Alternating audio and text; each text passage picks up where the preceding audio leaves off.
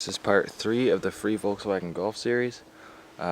This part we're going to be fixing the little issues it has, like the exhaust and the alternator and the trunk latches and the window. But it's been sitting overnight, so let's see if it starts back up.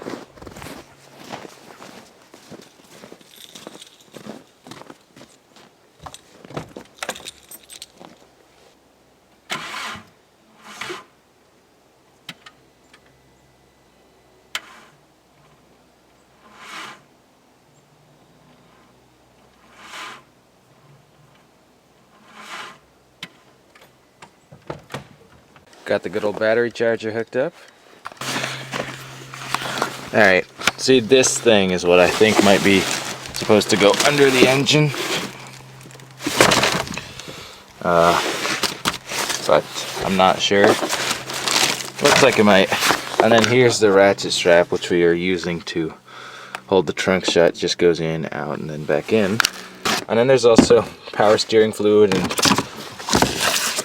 oil containers, so this car might leak oil and power steering fluid. But anyway, let's see if it starts up now. I think it's been charging long enough.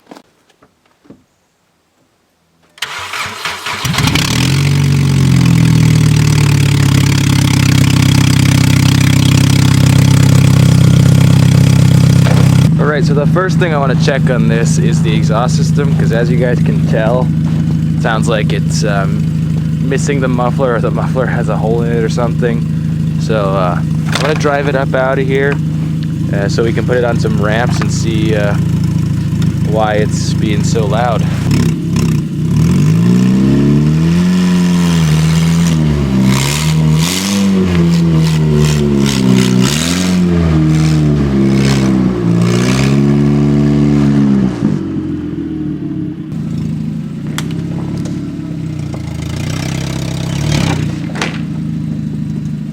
So as you guys just saw, the Golf is too low to the ground to fit under these ramps. It just hits the bumper. Alright, we're going to try it like this, but the issue is I have two different size pieces of wood. It might work though.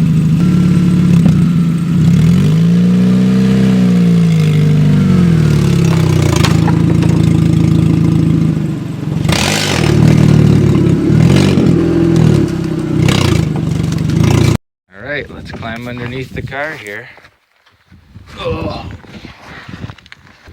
Alright, there's the issue. That's where the exhaust meets with the engine. So the exhaust is separated right there. See how I can move it? So I don't actually have a welder at the house to weld these together, but I do have a welder at the shop, so I'm gonna have to drive this car very inconspicuously down to the shop and then weld this together, and I'll show you that when it's done, because it'd be very difficult for me to record and weld under here. Alright, I'm now going to test the alternator, see if that is good.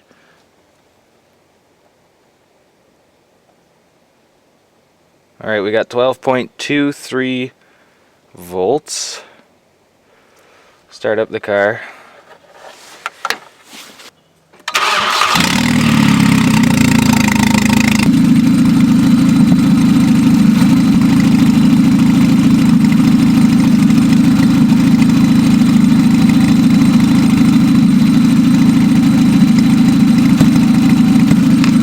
So the alternator is not working. Let's turn on some lights and see how bad it gets. Alright, I got the brights on and the radio on.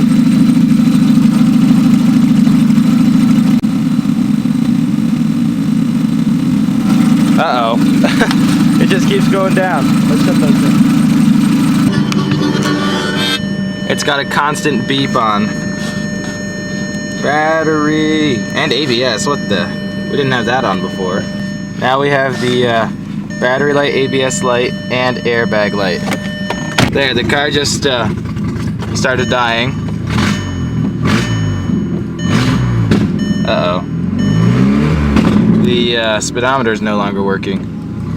Oh, there it goes. I think we're getting some battery back by me revving it. It's been idling for a little while now, guys, and look.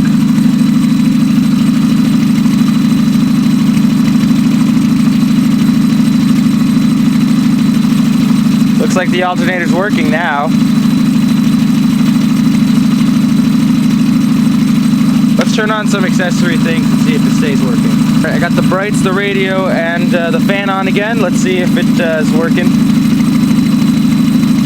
Yeah, it looks like it's working now. All right, so we might just have a bad battery, guys. All right, we'll shut her down, see how the battery's doing.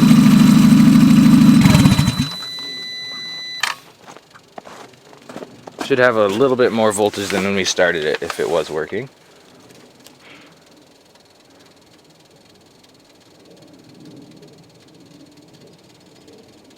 Alright, I tested it a few more times because I was confused since it started out seeming like the alternator wasn't working and then it seemed like it was working, and the rest of the times it turned out the alternator was working. So I don't know if the first one it just took a while to kick in or something, but it is working, so I'm just going to replace the battery and I think we should be good with the electrical issues. Alright, so we've done the alternator test and the muffler, so I'm going to be working on this window now, which is broken.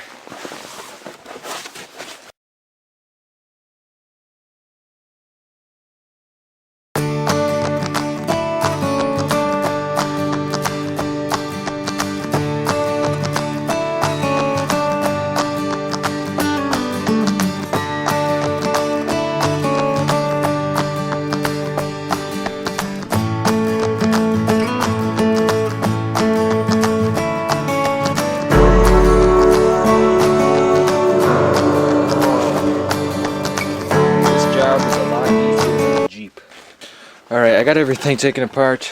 The window regulator is working fine, so I believe it's the engine or the motor that burnt out. There's the window over there. A new window motor, which is this thing, cost 320 bucks on Amazon, so I'm not going to buy one of those. Instead, I'm just going to install it with the window up, because I think the window up or permanently is better than the window down permanently. Alright, so I just taped the window up. I'm going to put this back together and I'll get back to you guys when it's done. Alright, I got the whole door back together, guys. It took me about an hour and a half to do the whole process, but guess what?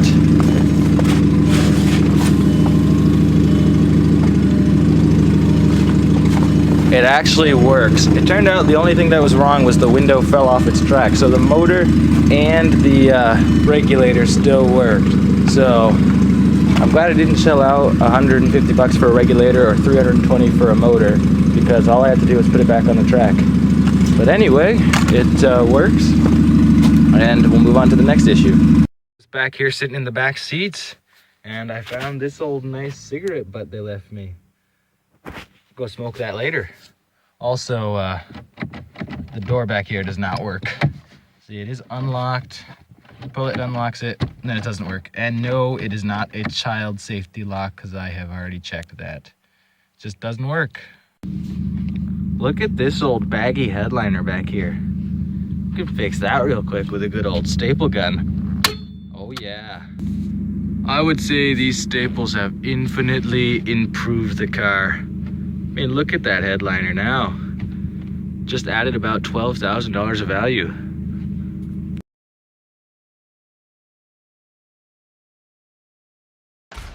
So this is actually the end of the Volkswagen Golf series. I had a man reach out to me about the Golf, and he didn't care that the exhaust wasn't welded, and he didn't care that the trunk latch didn't work, and all the small other issues. So all I really did was fix the window headliner and replace the battery. And this Golf is going to be moving down the road. I'm not going to let you know what we decided on, but I will let you know that I do have a new Chevrolet Silverado project that's going to be coming in future videos. So stay tuned for that, but I hope you enjoyed watching the Volkswagen Golf project.